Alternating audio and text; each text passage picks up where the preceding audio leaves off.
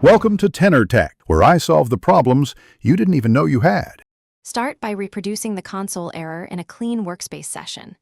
Open the error log view from Window, show View Error Log to inspect stack traces. Check the console view for runtime messages, including out-of-memory error or null pointer exception. Verify the run configuration uses the correct JRE and program arguments.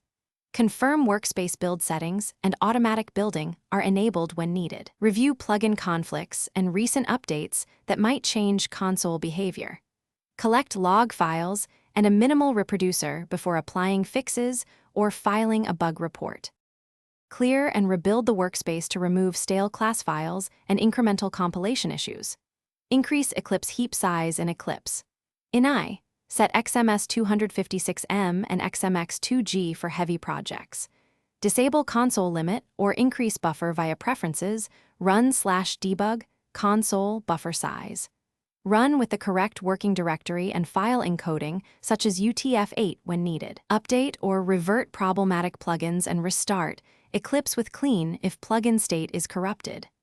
Check OS permissions and antivirus interference that may truncate or block console output. Enable verbose logging flags or the delogging.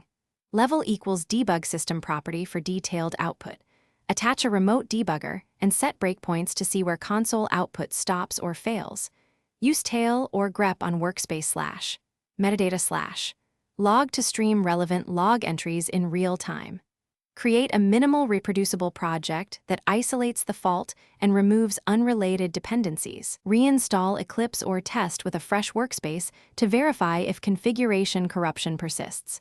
Collect Java stack traces, Eclipse, log JRE version, OS, and steps to reproduce for reporting.